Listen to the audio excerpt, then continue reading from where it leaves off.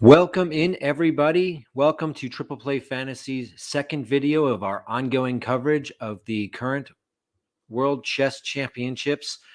Right now, there have been 8 games played in the World Chess Championships, and currently Magnus Carlsen is leading 5 points to 3 points. This is not 5 wins for Magnus Carlsen and 3 wins for Ian Nepomniachtchi. This is 6 draws between the two of them at a half point each, which is where Jan has gotten all of his 3 points, and 2 wins for Magnus Carlsen in Game 6 and Game 8. Now, that is the difference. All Magnus has to do is draw the next 5 games, and he will retain his World Chess Championship title. Jan has to win at least 2 of the remaining 6 games to even push into the tiebreaker. It is a tall order for him, but he has the whites for 3 of these games, and when he is on the white pieces, that is his best chance for a win.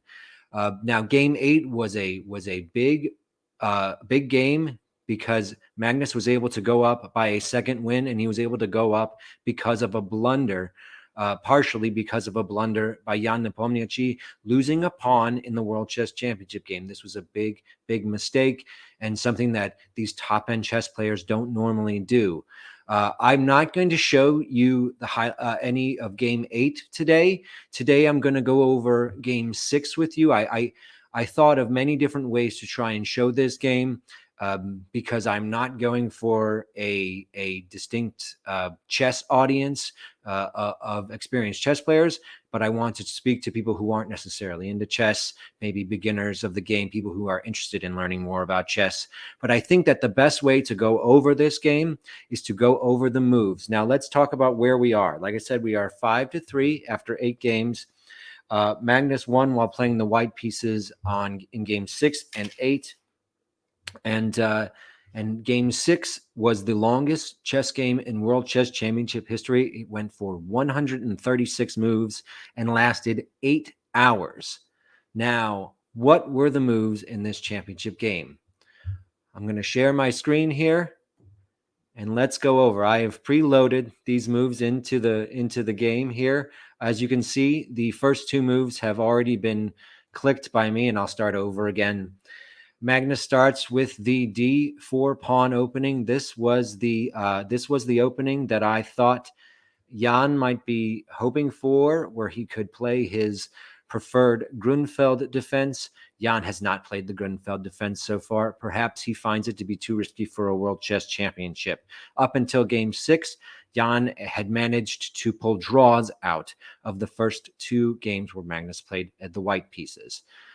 So let me just start here. We'll go to move 5, and I want to take an opportunity to point this out. For those of you who are beginners at chess, trying to figure out how to play chess, how to get into the games, this is the World Chess Championship. They are not doing anything that you can't do on a chessboard, and I want to point out a few things. Number 1, white and black both have moved their d-pawns to the center of the board, and they are trying to gain some sort of control over these central squares on the board so that they can have attacking possibilities in the middle and end game. Central control is a principle that you should be going for in your openings. The second thing that they have done, they have both developed a bishop and a knight. Development is of your minor pieces, where you put them in a position away from the back row so that you can connect your rooks and get to the middle part of the game where you can actually start to play chess. So right now, they have developed 2 pieces each, and they have both castled. Now, these are simple opening principles that they have used in this game, and they have and this is something that I would advise everyone to remember to do. If the world champions can do this in their games, I think you should go for it as well.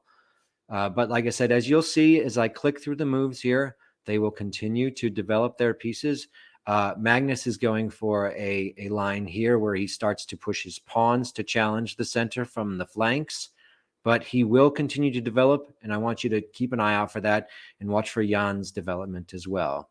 Jan pushes a pawn to challenge the central control of Magnus. We're going to go through. As I said, these moves are complex. There are a lot of different ideas behind these moves. So I'm not going to discuss all of them, and frankly I don't really know all of them. But as you will see, I will show you guys some of the strong ideas in the game here. I'm going to go to move 17 now to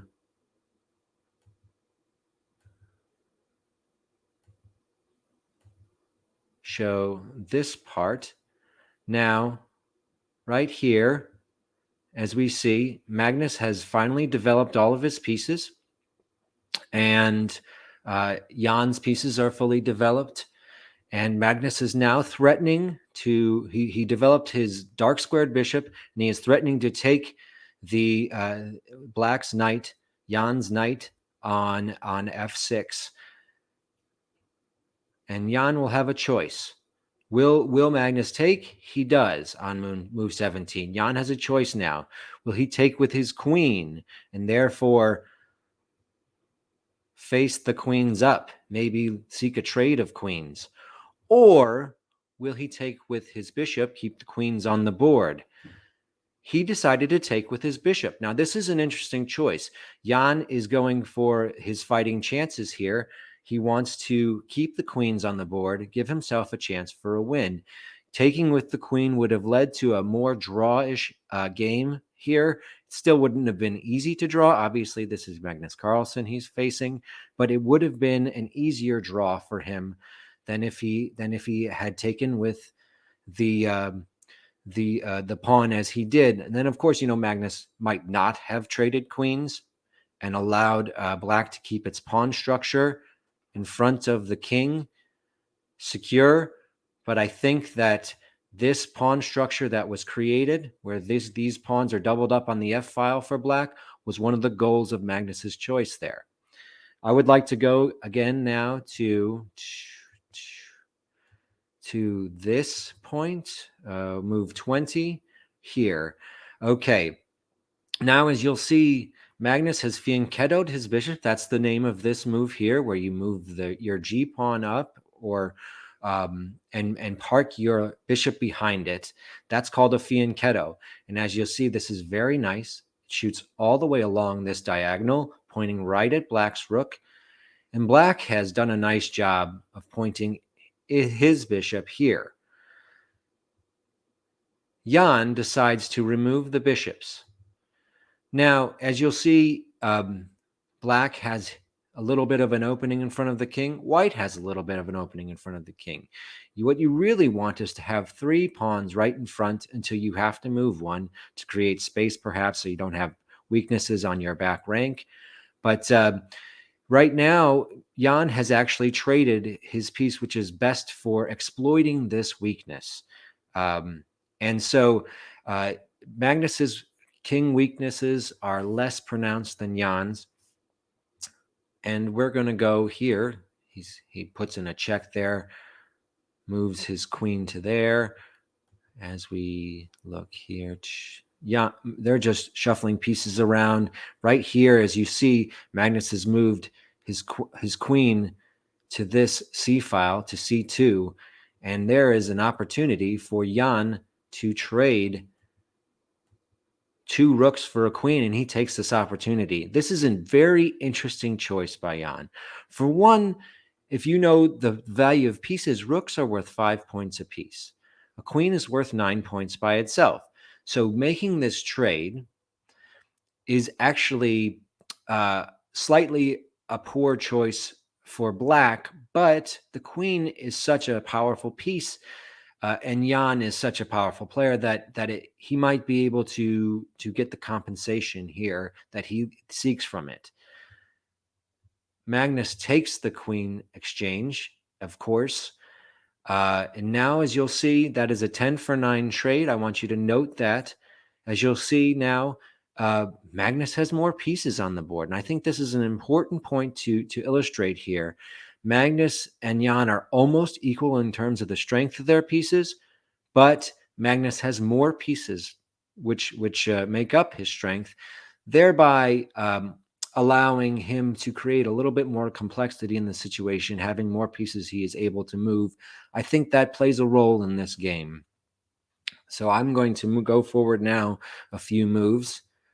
As you'll see, this position, there's a lot of moves, a lot of ideas right now, and we're going to move forward to move 33. Okay, we are at move 33. Magnus has moved his rook back to the first rank, allowing Jan. This is actually a move which allows this more easily, and Magnus then proceeds to take Black's available bishop. Jan moves his queen back to attack the rook. Right now, the rook can grab this pawn here. Didn't do that on the last turn. It's possible because Magnus could have moved this pawn forward or this pawn forward and trapped the rook over here, made it very hard to get it out.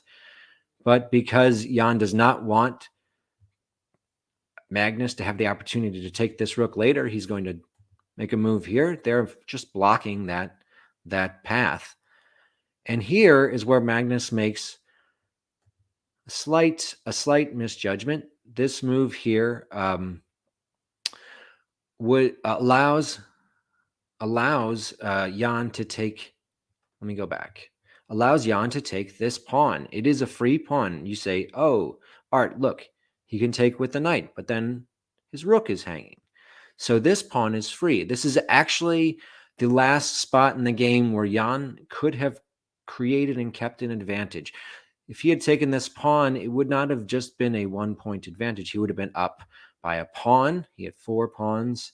He would have been up 5 pawns to 4 pawns. But because of this strong passed pawn over here and the ability to use his bishop and queen to possibly move it to queen down here on the A1 square, he would have been up by more than a pawn's advantage. He decides not to do this. This was a decision by Jan, and the move he made got rid of his advantage and equalized the position between the two of them, and allowed Magnus to reconnect his rooks, thereby giving him the ability to threaten the bishop and to threaten the and thereby take with the knight here if Jan would try to capture that pawn now. So Jan has to make other moves, and as you'll see, there's a lot of shuffling going on here. There goes the pawn, gave it away there. Can't take this knight because you'd lose your bishop. We're going to go forward now a few moves. As you'll see, the shuffling goes on for the pieces, rearranging for optimal location for them. Magnus is doing a fantastic job moving his pieces around. He should be able to grab this pawn at some point. It cannot move forward right now. We're going to go forward to move 53.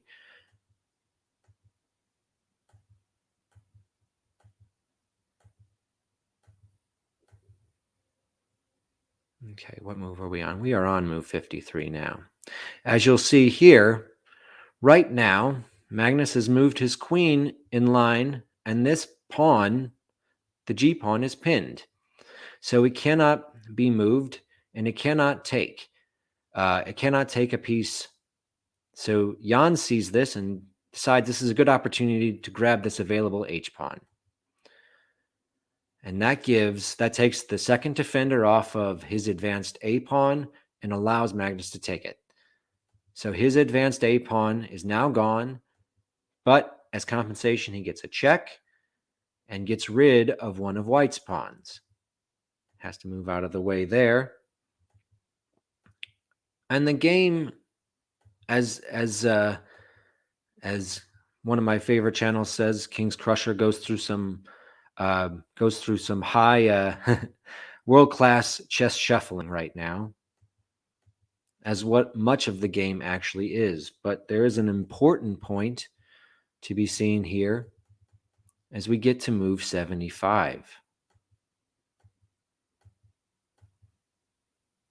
As you'll see, Magnus is now connecting his rooks on the 8th rank to make threats against Jan's king. Just want to make sure I know when I'm getting to 75. As you'll see this shuffling, it's very hard to tell why everything is going on. Of course, Jan is having trouble making any threats on this. It's a very difficult position for him to really make a threat. Let's see here. We must be close to 75. Here's move 75. So from move 75 to 82, you'll see how Magnus is able to start picking away, chipping away at the position. He moves his rook, threatens the bishop, moves it back, threatens it again, moves it back, threatens it again, moves it back. And now, at this point, when he has his 2 rooks lined up on this weak pawn, he takes. Bam. Cannot retake with the queen. You'll lose the queen to a rook. Takes another one. Not only putting the king in check, forking the bishop. You have to take. Now, another check. Black has lost the bishop. And you'll see right now, this is the material that ended the game. You remember the queen for rook trade, 10 points of rooks for a 9-point queen. Right now, the points are a 9-point queen and 1 pawn. That's 10 points. 1, 2, 3 points per 1 point per pawn, a 3-point knight, and a 5-point rook. Magnus is up 1 point, 11 to 10.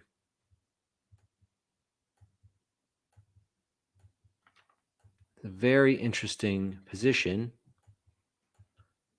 where Jan is just trying to find some way to gain an advantage, equalize, perhaps pull a draw out. Very difficult.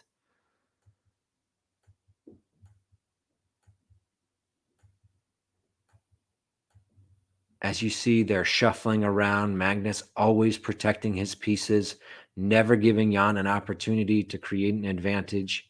His pieces are always protected. He has more pieces to defend with, and it creates this ability to make it very hard to attack. There's one real opportune piece that can attack right now, and that is the queen.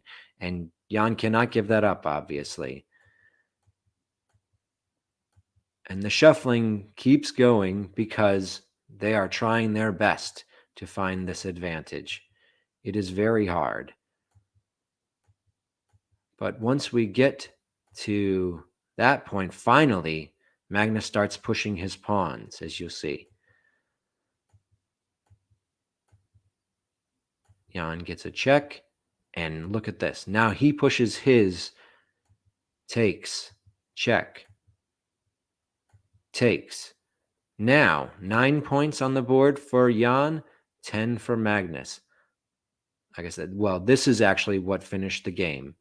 And I cannot help but note the symbolism of his 10 for 9 trade earlier in the game and the 10 for 9 that is currently on the board.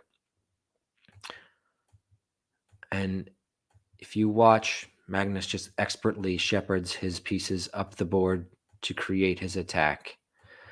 There's a commentator who said that this position, these pieces here, is symbolic of the teams that Magnus and Jan have created, where it's just one person against a team, because Jan does not have the same quality of help in his preparation for games as Magnus, and he is able to just use his team, get better preparation, whereas Jan has only himself in this championship. And as you look here right now, this is the position which ended the game. Jan resigned at this point, 136 moves in. What a game. What a game. Now, where are we at this current point? We're on a rest day. Jan is down two wins, but he opens with white at the end of this rest day. I think that we're at a position right now where Jan has to take a victory. If he cannot win the next game, I think he's going to have a really hard time getting himself back into this game. It's almost impossible for him to get a win as black. There's just a slight advantage for white. Magnus is so strong that I don't think that he would lose if he was playing the white pieces. Jan has to pull draws out on the three white games that Magnus has and get wins in two of his three white games. If he could pull a win out as black, he's in a really good position because all he would have to do is win one. But we are also up against Magnus Carlsen, a person who up until 2020 had a 125 game undefeated streak in classical chess. And he lost to Jan Krzysztof Duda in 2020, and that was his only loss since about 2016 in classical chess. He is very hard to beat, and Jan has to do this 2 out of the next 6 games, and I think his best chances are with white. So I think we're going to be looking, when they come back from their rest day tomorrow, at a fantastic battle. Jan's going to come out with something crazy, something adventurous, something where he is ready for a battle. There's a great quote, and I think Game 6 really illustrated it. Chess is not a science. It's not a technical game. It is not really an art form. Chess is a fight, and Magnus took Jan into the deep waters of the championship fight in Game 6, and Jan was not up to the task. You hear this about MMA fights in boxing, the championship rounds where they go 15 rounds in boxing, 5 rounds in MMA, taking these guys into the deep water, the guys who have been there before. And I think that's what Magnus did in this. And it was a fantastic game. Like I said, the longest in World Chess Championship history. And unfortunately, it led to the sort of hangover which led to Jan losing Game 8. They said the commentators talked about Jan being on tilt in Game 8 and perhaps making mistakes because he was on tilt a little bit. And I can see why they would say that based on my review of the game as well. So the next game is tomorrow morning starting at 7:30 a.m. Eastern Time. I hope all of you guys get a chance to look at it and follow the results. And thank you all for watching our second video in the World Chess Championship Series.